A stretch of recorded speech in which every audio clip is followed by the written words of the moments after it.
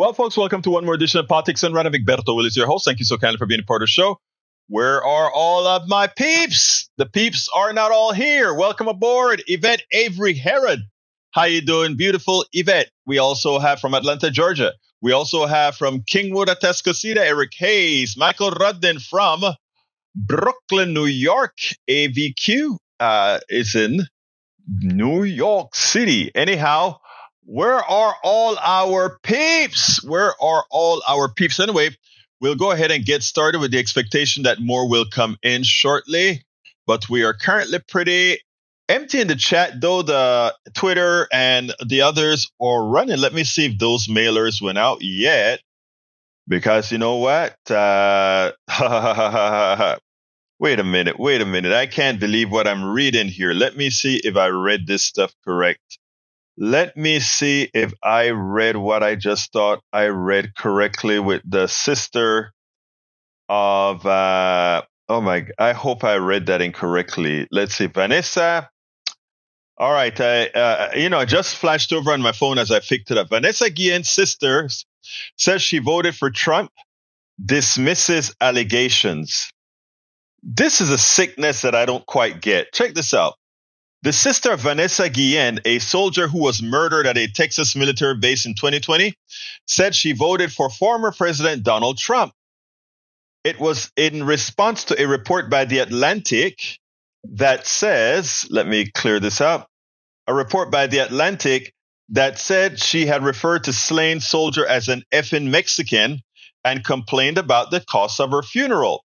Vanessa Guillen, a 20-year-old Army private and daughter of Mexican immigrants, was bludgeoned to death by a fellow soldier at Fort Cavazos, then known as Fort Hood, near Killeen, Texas, in April 2020. Wow, I don't appreciate how you're exploiting my sister's death for politics, hurtful and disrespectful to the important changes she made for service members. Maida Guillen wrote on X, formerly Twitter, in response to the magazine's report. She said Newsweek has contacted Maida Guillen for additional comments via social media and through an email to her family's attorney. The Atlantic has also been contacted for comment via email. Army Specialist Aaron Robinson, with the help of his girlfriend, dismembered and disposed of Guillen's body in a rural wooded area near the base. He died by suicide shortly after. Trump invited the Guillen family to White House in July that year. At one point in the meeting, he promised to help pay for the funeral. If I can help you out with the funeral, I will help you. I will help you with that, he said. I'll help you out financially. I'll help you. Guillen was buried in a cemetery in Houston, Texas, following the public memorial service about 2 weeks after the meeting. Trump asked about the cost of Guillen's funeral during an Oval Office meeting on December 4, 2020. The Atlantic reported on Tuesday. Did they bill us for the funeral? What did it cost? Trump said. The magazine editors-in-chief Jeffrey Goldberg reported, cited two people present at the meeting. After the aide told Trump that a bill for $60,000 had been received, he became angry, according to the report. It doesn't cost $60,000 to bury an effing Mexican, Trump reportedly said before ordering Mark Meadows, his chief of staff, to pay the bill. Trump spokesperson Alex Pfeiffer denied Trump made the effing Mexican comment. President Donald Trump never said that. This is an outrageous lie from The Atlantic 2 weeks before an election, Pfeiffer said. The Atlantic report that Natalie Coam, the Guillen's family lawyer, said she sent the bill to the White House, but no money was ever received from Trump. Some costs were covered by the Army and others by donations. So no money was received by Trump. Goldberg wrote in a report that Quam provided the magazine with a statement from Maida Guillen shortly after email questions to Pfeiffer. Pfeiffer then emailed the statement, I am beyond grateful for all the support President Trump showed our family during a trying time. The statement said, I witnessed firsthand how President Trump honors our nation heroes' service. We are grateful for everything he has done and continues to do to support our troops. After the report was published, Quam accused Goldberg of misrepresenting their conversation. More importantly, he used and exploited my clients and Vanessa Guillen's murder for cheap political gain, Quam wrote on X, formerly Twitter. Meadows wrote on X that any suggestion that President Trump disparaged Miss Guillen or refused to pay for their funeral expenses is absolutely false. It was nothing but kind, gracious, and wanted to make sure the military and the U.S. government did the right thing by Vanessa. You see how it goes? They didn't pay the bill. What do you think happened there? After the lawyer told the truth, they got paid off to lie. They got paid off to lie. But it turns out Donald Trump didn't pay the bill, and he called her an effing Mexican. And then, after the story broke, suddenly she changed and said she's voting for Donald Trump. Ha! Talk about criminality. Talk about, oh my God, that is a shame. All right, let's see what else. Anybody else we got in here? Carl Cox is in the house. Welcome, Carl Cox from Riverdale's, Georgia. We also have para ver.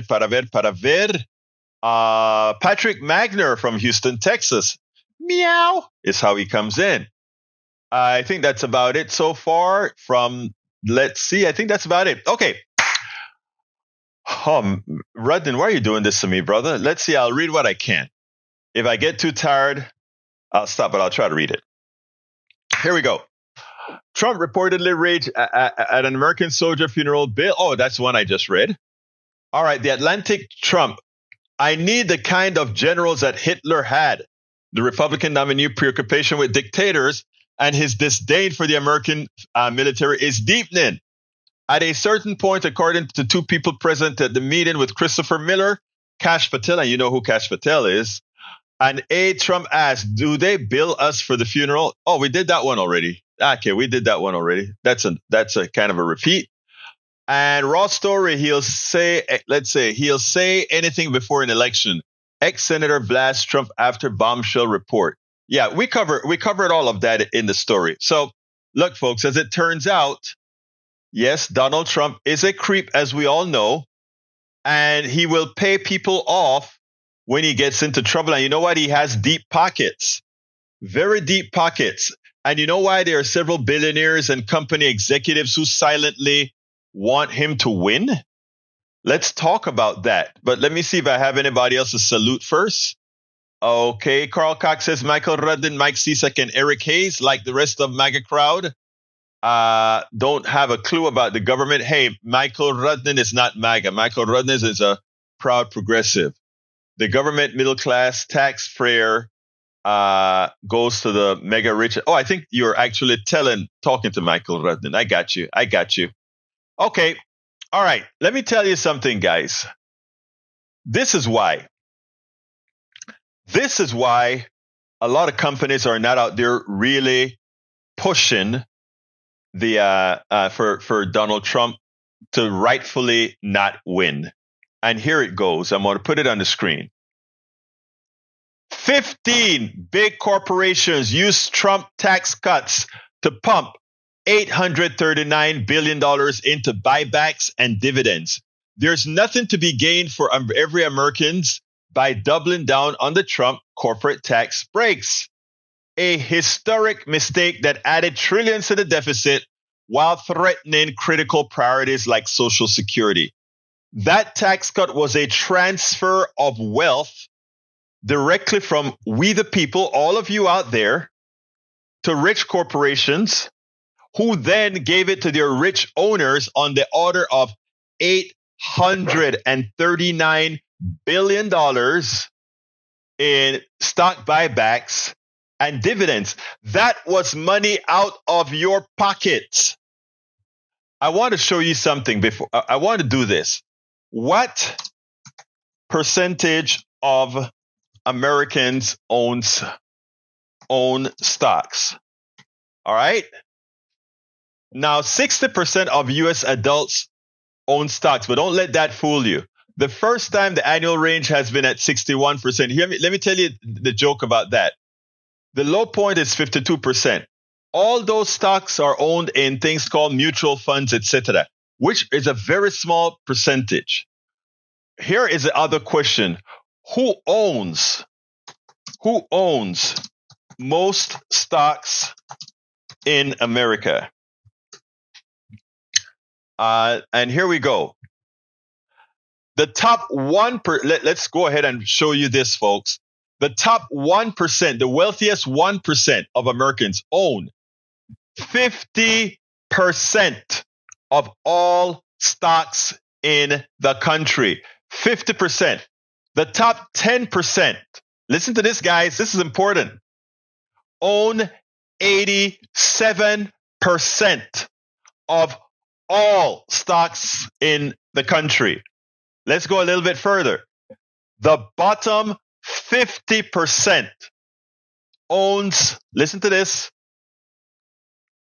1% of all stocks in the country. I say this again, it's important. The bottom 50% owns 1% of the stocks in this country.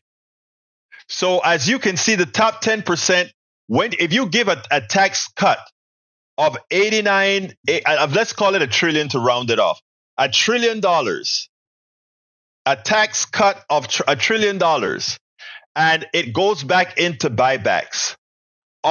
That's 87% of that $1 trillion goes to the top 10%. And the bottom 50% gets 1%. That's what wealth transfer looks like.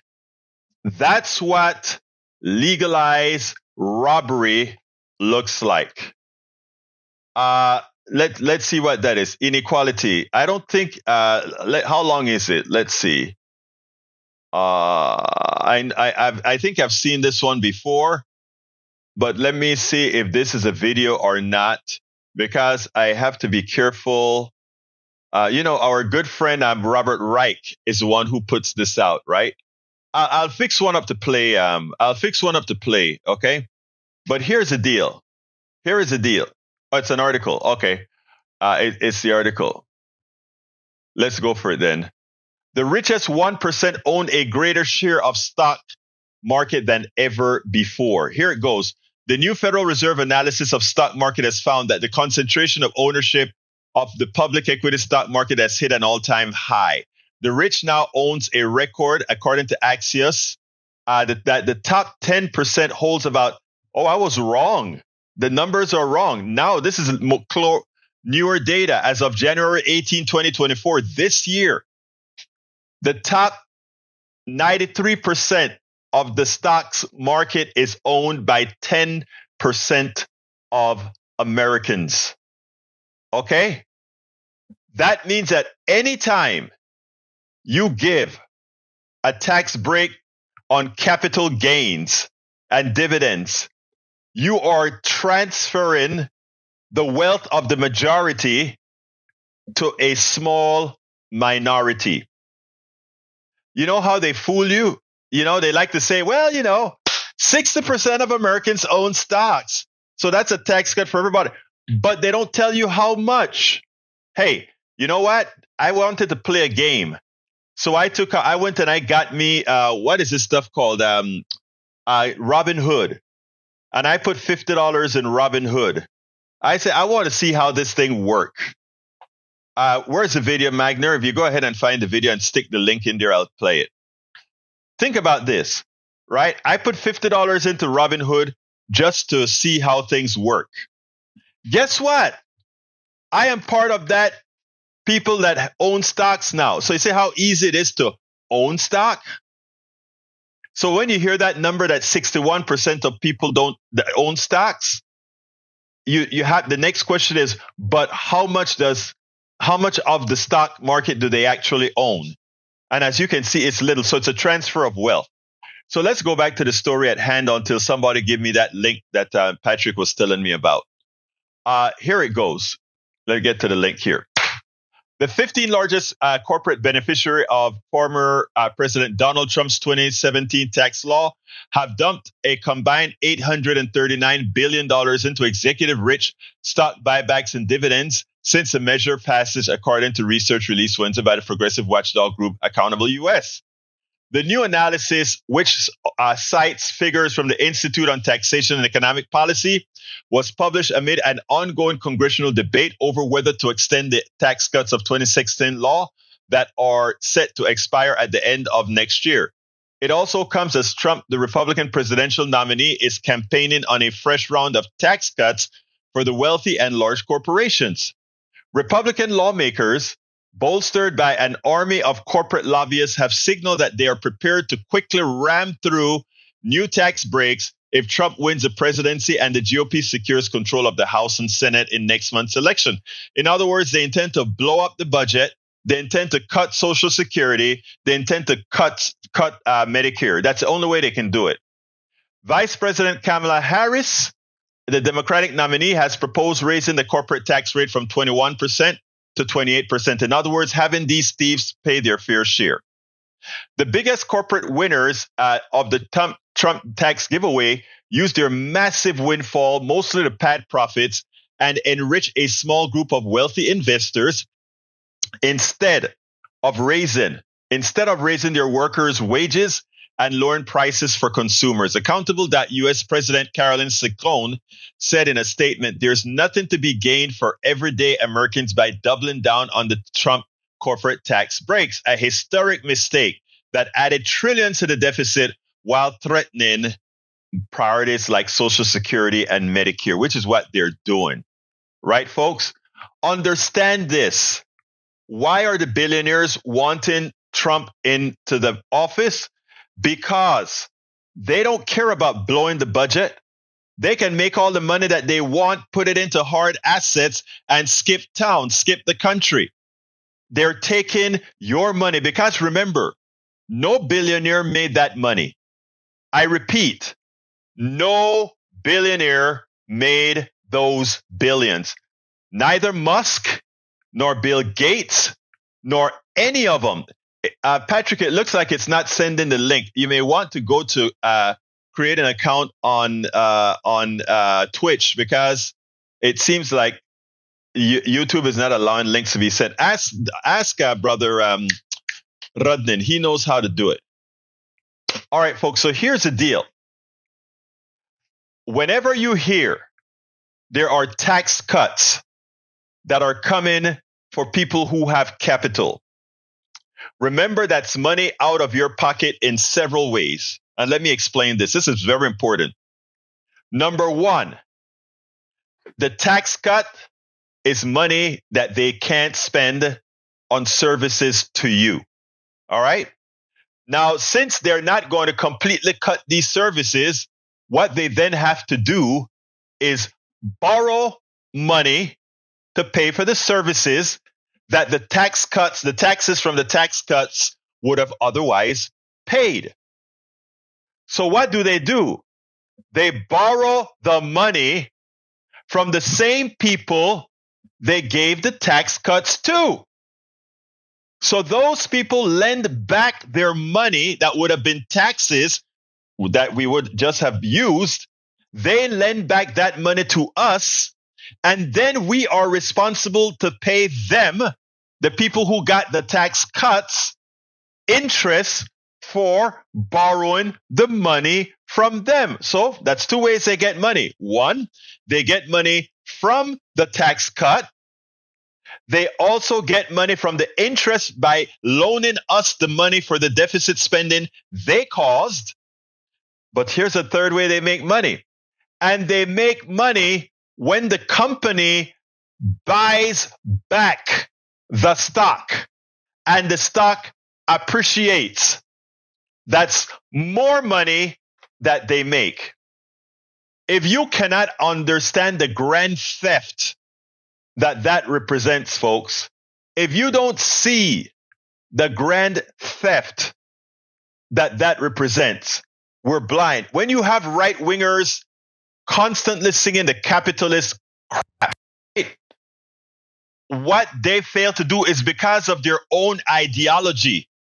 They can't see that the wealthy, thank you, I'm going to look it up, that the wealthy is taking them to the cleaners. Now, any thinking person would say, wait a minute, tax cut create deficit spending. Deficit spending requires borrowing money. We pay an extra monies to those we borrow from, and the people who got the tax cut invest that money in stock buybacks, which causes the appreciation of the stock, which gives them even more money. And when they sell those stocks, they pay less taxes on those monies than the person who goes out and work every day. Well, hell, isn't it great to be rich? You get it? And the thing about it, people, is very few people know that. We do. The politics done right folks know that. And you know what else? The ones that are thinking will say immediately, we can't have that. We can't have that. We can't have that. Okay, I pulled it up. Okay, let's see if I can play that now. Does it have sound? I think it does. Let me set it up to play. I think I can play it now. Let's do it. Let's do it. Let's do it.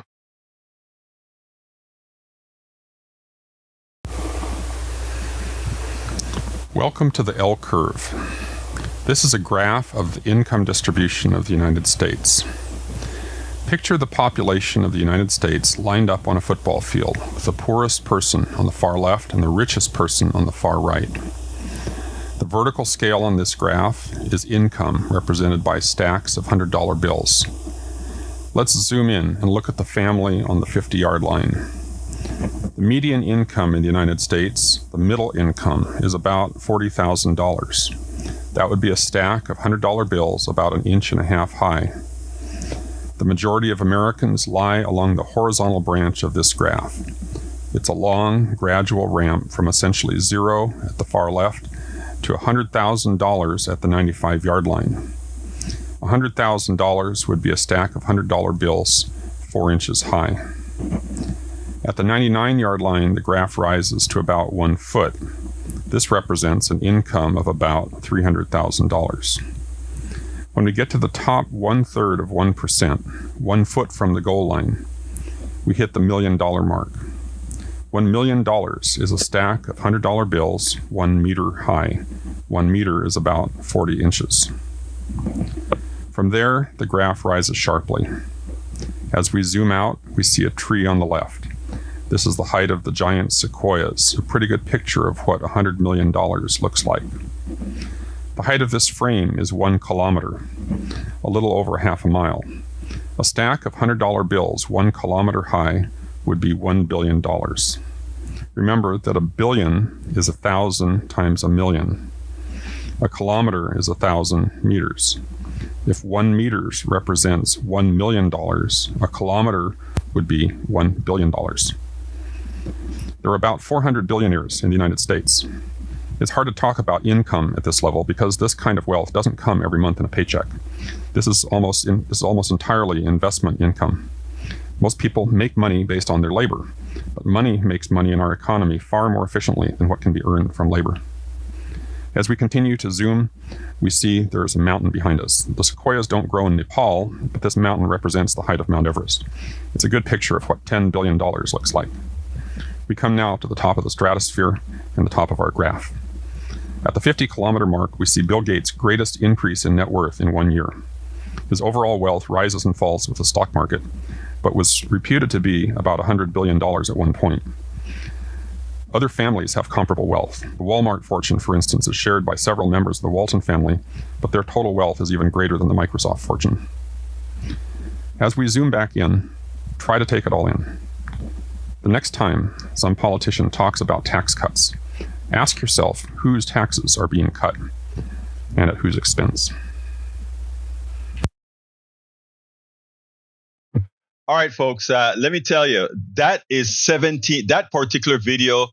There's a chart I saw recently that I can't get out of my head. A Harvard business professor and economist asked more than 5,000 Americans. I want to see if those numbers are so off now. It's so much worse now, and I don't think this site has been updated recently. I'm looking to see if it looks like it's been updated. I don't think it has been updated recently. But anyway, so you get a chance to see the theft that we have here. And here's the problem. As long as we have, thank you, Patrick, as long as we have people who continue to allow themselves to be snowed, like let's say brother CSAC and Eric Hayes, it makes our life harder to make the necessary changes. But here's the good news.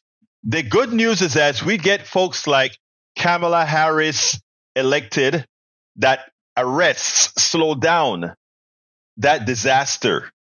And we start electing more people that understands real economics, we can turn this around. But the most important things that I want to get out of you, even as they say, 61% of Americans own stocks.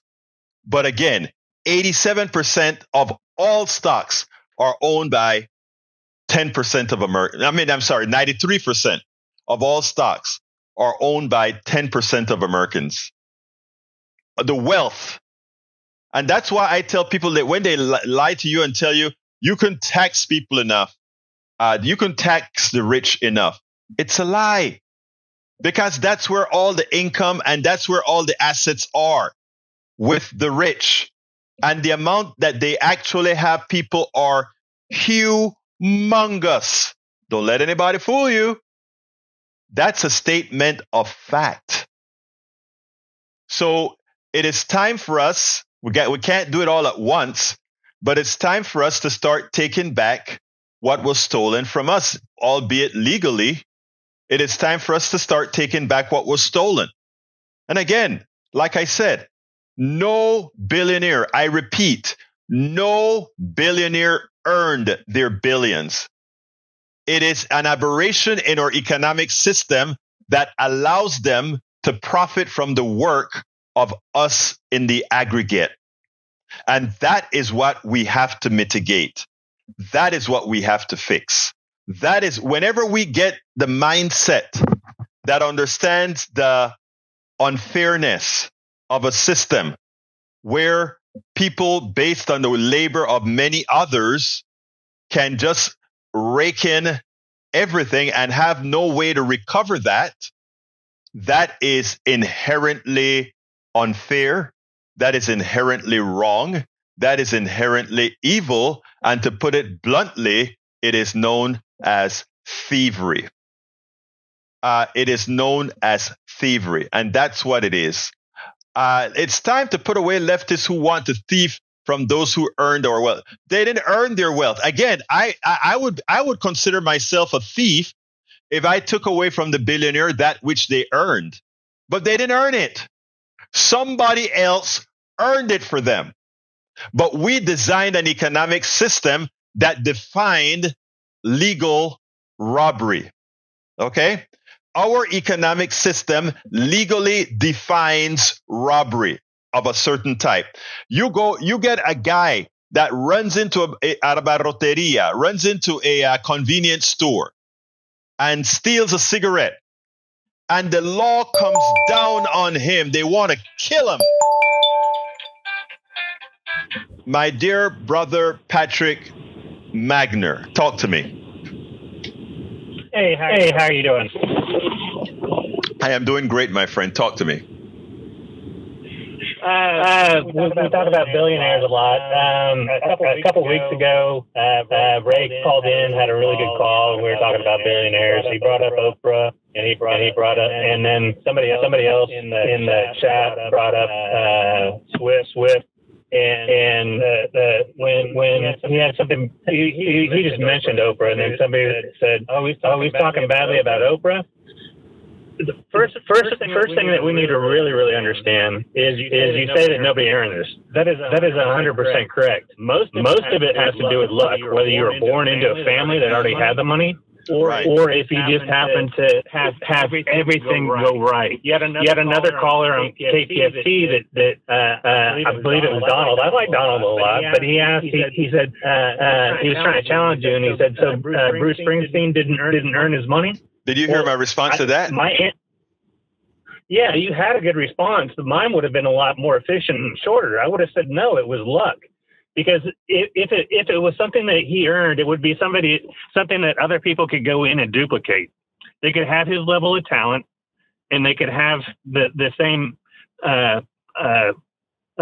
drive and put the same effort in, but they don't make the same outcome. Let me tell you why. That tells you that.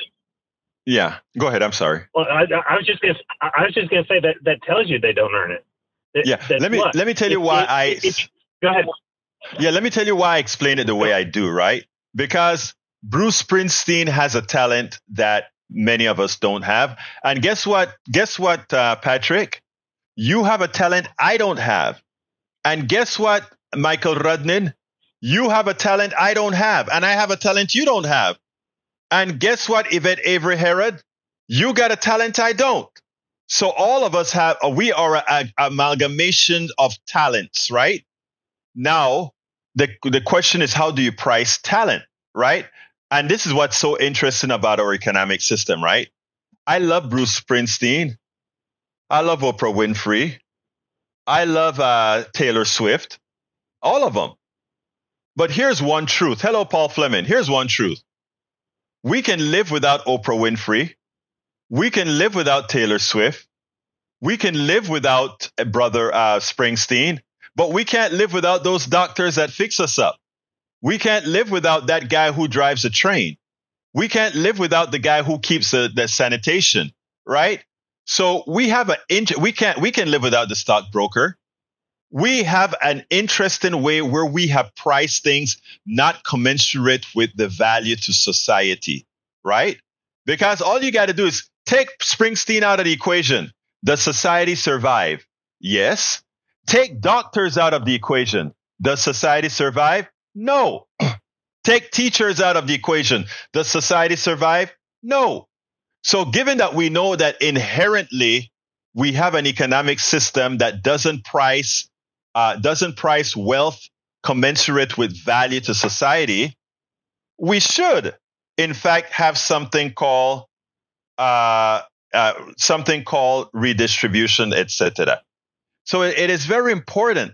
And again, your answer, I agree with your answer. Luck plays a lot to do. You know, my wife's church, there are singers in her church that are much better singers, in my opinion, when you listen to tonality and all of that, than Beyonce. But Beyonce is the one with the millions or the billions, right? So you're absolutely right with that statement as well, my brother. I still say you're too generous because you say that these are good billionaires. If these people were good, they wouldn't have ever accumulated $1 billion because they would have been helping everybody else around them. Well, let me just say this. Let me just say this. I want to be. Let me tell you why I have to be nice, right? And tell me if you don't agree. Yeah, redistribution is a good thing, Eric, whether you like it or not. Here's the thing. That's not what our society teaches. Taylor Swift learned that she really made the monies that she made. That's what she's learned. That's how we were indoctrinated. If we weren't indoctrinated in that way, then yeah. But that's how they were indoctrinated from birth. That's the reason why also I consider several of our people in the chat right now racist.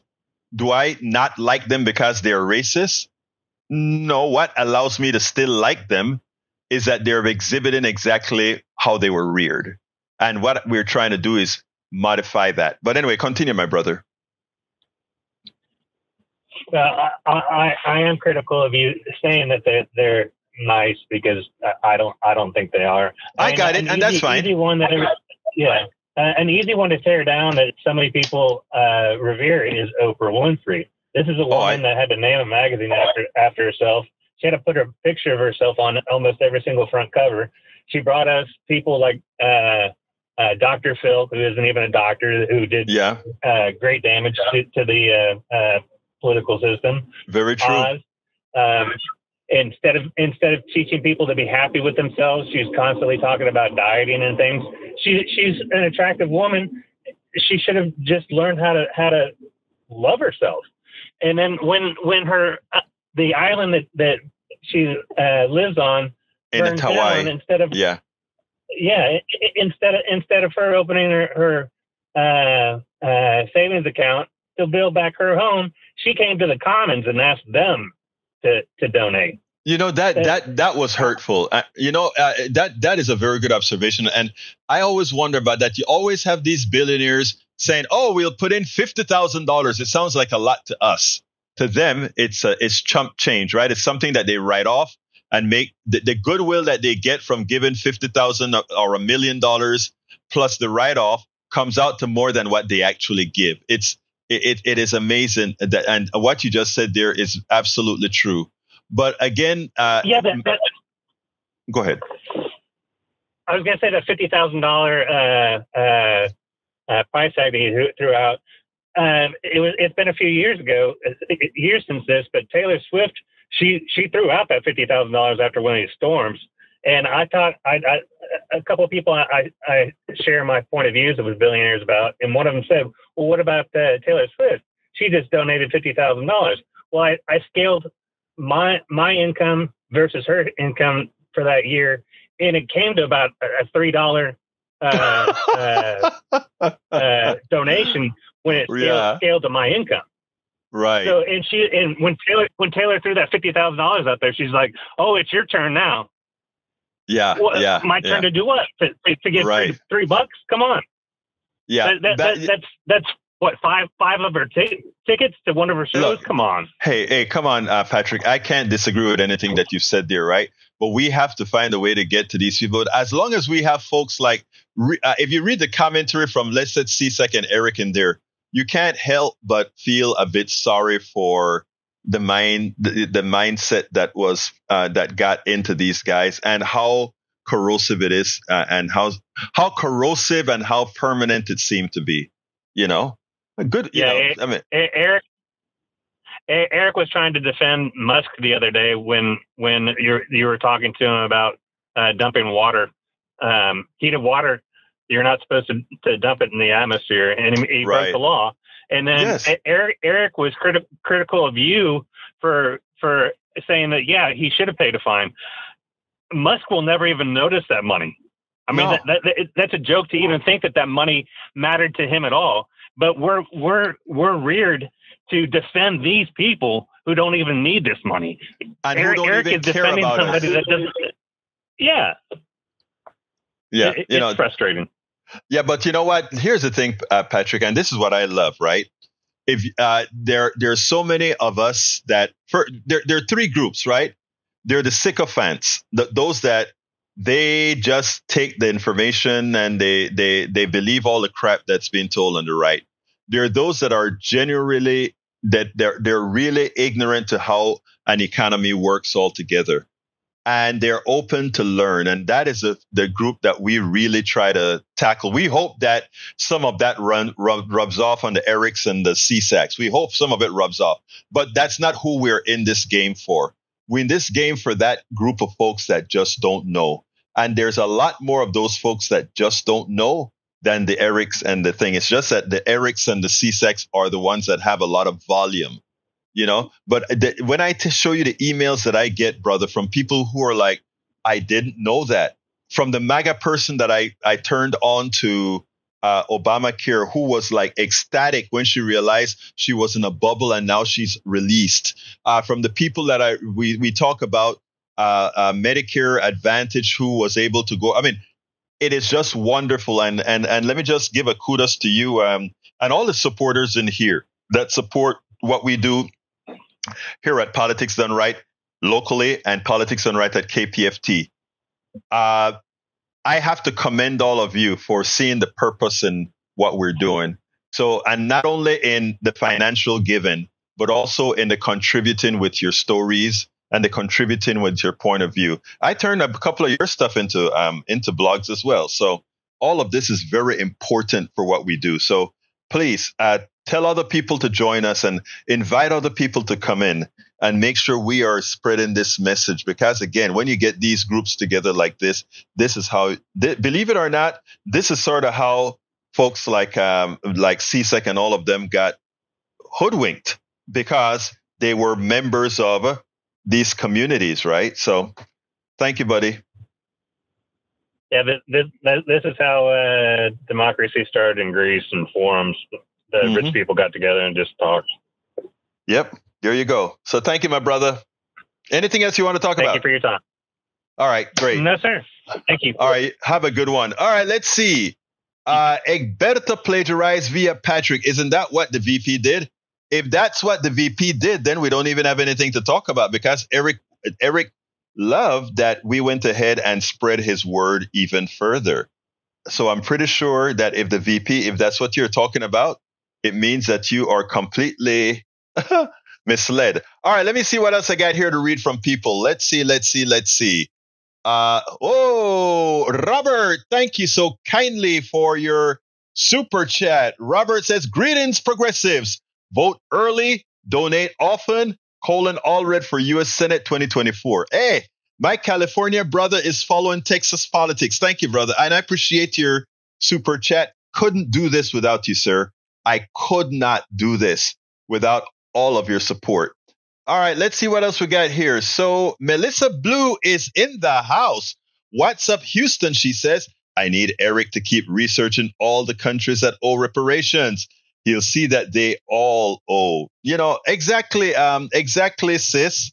This morning on KPFT, we were talking about reparations. And believe it or not, even though Brian is against reparations, what Brian said actually opened the door for even more reparations. I was so happy to hear that. It was so funny, man. It was so funny.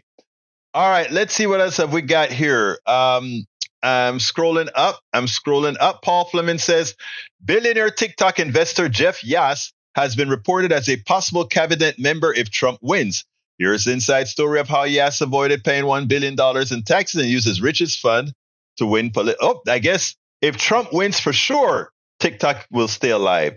But don't worry, folks. If Trump loses, TikTok will still stay alive. And I want to say something about TikTok. Let me hear from Breach first. Breach says, Egberto Willies probably won't be here much till after the election. Hard to listen to ignorant MAGA and others reacting to them. Can't give medicine to the dead, wasting your time and filling up feed. Why bother? We know you know the truth, repeating it to them who were supposed to ignore months and months ago. SMH, I need positive in my life. News about election and candidates, not polls so much, but not negative conspiracy crap. Eric fills up the feed with BS, as does Mike. You can hardly read the good posts to others that others put up. It's a pain in the ass. By the way, not sure if people notice, but Lee has been gone for a bit. Hope he's okay. Maybe he's fed up with the opposite reason.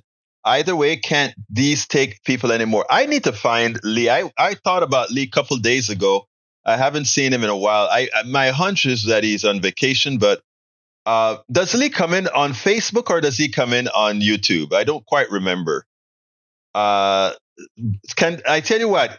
I know he's on the other side, Beach, but can I ask you as a task to find Lee for me and let him know that we've been asking about him? Please? And let me tell you, bye-bye MCP, Eric Hayes, don't do that. Let me tell you something. Bridge MCP is dear to me. And before she's bye-bye, if I felt that she was bye-bye forever, for the people that are caustic, I would bye-bye them. So please don't dare talk about bye-bye on Bridge MCP or Yvette Avery Herod or our dear sisters. These are the stalwarts of politics done right. All right. Let's see what else we got here. So please, I don't block people, but if it comes at the health of my posse, anybody in my posse, then I act. All right. Melissa said, "Oh, Brian, yes, they sound." Okay, let's continue here. Let's go up. And Vinich, I'm with you, sis. But we have so many out there. I'm not talking about the guys that are misinforming, like Eric and CSEC. I'm talking about people that are really listening to the podcast, and the emails are telling me we're making a difference. And our newcomer, Magner, Patrick, gets a lot of good responses from the statements that he makes. Even this morning, as he was on at KPFT, the uplift from him was very positive. So I understand if you have to kind of step out for a while, Breach. Just know, baby, that family, if I didn't see you today, I was going to be calling you.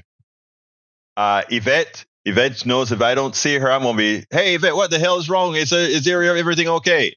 I mean, I'm not really bugging on anybody. It's just a genuine concern. Just like we're concerned about who did I'm going crazy. Brij just asked about him, and now I forgot his name. Anyway, you know who I'm talking about, Brij. So check up on him for me and let me know. All right, we are at 51 right now. I have one video to show. Oh, that 8-minute video, I can't show it. But a friend of mine today called me and said, Egberto, I'm so scared about the election. And I'm like, look, Kamala is going to win. Just go out there and do your job. And she said, yes, but, black men are not voting the way they should. And she's a good friend, a white woman, good friend of mine. And I said, look, stop talking about black men. You go out there and call all your white sisters. They'll listen to you before they listen to me. And get them to go out there and vote. If they're not voting, make sure they vote and make sure they vote appropriately. I'm going to play you what she sent me. She said, Egberto, I wrote an article for you. And I said, okay. And then after I read it, I said, can you go ahead and say it so I can play it on our program? And she said, okay. So let me read what Brij, who sent this up? Michael said first. Here is the truth. Trump supporters don't measure his success by what he does for them. They measure by what he does against people they don't like. That's why they see him as being successful. This is why they will never abandon him. His tormenting of the others sustain them. Wow. Sometimes you think you're so damn smart. And when it's right in front of you, you miss it. Michael, that's one of the best ones you've sent to date. And you sent a lot of good ones. But this one is profound. All right, listen to my big sister, what she had to say today. I am a white woman. Hear me roar, yell, scream, shout out loud against Donald Trump. Excuse me while I gargle because I vomited out his name. Donald Trump is the mother of all fathers. Sisters of every color unite. To put it mildly, Donald Trump is a garbage bag of sociopathic, parasitic, pathological, psychological, non-logical problems, which means we women must unite to never let this diaper load of unadulterated shit anywhere, even near the grounds of the White House. The smell alone should put any woman with nostrils and a brain off. Not to mention his tawdry tongue that mouths off the vilest of obscenities, his rabid racism, his disdain for the military, his clear toxic phobia about the rule of law, his very obvious un-Americanisms, his deep-seated greed and grift, and his turning his candidacy into the home shopping network, his toady toddler tantrums, his squeaky weak megalomania, his whiny childishness, his hilarious love of Hitler, that's not funny at all, and his love of self, that's so all-encompassing, there's no room for even affection for anyone else. And not to mention his 34 felonies, his loyalty to Putin, which far exceeds his loyalty to America, the carnage of his mind, his history of rape and sexual assault, his coveting of our nation's most closely guarded state secrets, which I have no doubt he gave to his dearly beloved Vlad the Cad Putin, And then there's his hubris, his ignorance, his blinding stupidity, his kindergarten dropout vocabulary, his fast galloping dementia. And above all, and as any woman who has ever read Vogue magazine, which I have religiously, in her life will tell you that you put on makeup, don't forget your little pink ears and multiple necks. And for Pete's sake, use a makeup sponge, not a trowel. My name is Eileen Proctor, and I strongly approve this message. And you know why I went ahead and played that negative message? Because just before she sent me that, I watched a preview of, not a preview, a post view of how Trump addressed Kamala Harris. And he called her every name possible, dumb, stupid, all these things. And I said, you know what? Maybe we need to get some more stuff out there. I notice I'm talking about, we're hitting these big guys. We're not hitting personal folks and all that stuff. Maybe we need to get some of these folks out there to put some of this out there, because maybe if we get the same number of people saying, well, actually, Trump, you're looking in the mirror. So that's what Elaine, nobody would believe who this woman is. This woman actually is a publicist for quite a few stars in Hollywood. And she just moved, believe it or not, to Asheville last year. And what welcomed her this year? A hurricane. Luckily, she's up in the parts of the hills that didn't get affected too much. But anyway, folks, let's see what else we've got here. Robert Davenport says, I approve that message also. How accurate and right on point. You're so right, Robert Davenport. You're so right. Folks, please remember to share these programs. It's so important for us to get more traction. I get throttled a lot. If I take on certain subjects, I get throttled a lot. I remember I took on a subject the other day, and the YouTube went through the roof. I'm like, what happened? Oh, it was nothing about Trump or controversial. But anyway, folks, we're coming close to the end of the program, and it's time for me to do my ask. And my ask says, please go ahead and support the program. And there are many ways to support the program. I'm going to first do it the way Bridge MCP told me to do it. And to remind folks that, hey, guess what? You know, we actually have stuff, right? We have merch. So please consider getting our merch. And how can you get our merch? You can get our merch by going to politicsdoneright.com/store. And if you want to know what our merch looks like, this is what our merch looks like. Let me put it on the screen. You can get your T-shirts and your hats and our cups. And by the way, this one that you see me right there, that one, guess who designed that particular one? That was designed by Bridge MCP, right? That's that one, Bridge MCP. Okay. Anyhow, folks, so please consider going to politicsdoneright.com/store to get some of our merch. But you know what else we'd like to get from you? We'd like for you to, if you want to find all the different ways to support us, you can go to politicsdoneright.com/support. politicsdoneright.com/support. That has all the different ways in which you can support the program. But I have an ask. And that ask is for all of you to become subscribers, paid subscribers of Politics Done Right via our newsletters. You get our newsletter, you get to read all of our books for free online in the Substack app. If you become a paid member, and it's cheap, go to politicsdoneright.com/newsletter. I have a message from Melissa Bowie. Melissa, I was going through our support at KPFT, and I want to give you a big thank you and a big air hug whenever I see you at the station, now that you are officially a board member, a local station board member at KPFT.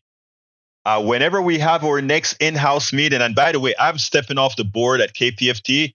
I've termed out, but I will come to an in-person meeting just to meet you in person. I want to thank you so kindly for supporting Politics Done Right at KPFT and Politics Done right here as well. Because remember, there are two different Politics Done Right. There's a KPFT and there's here.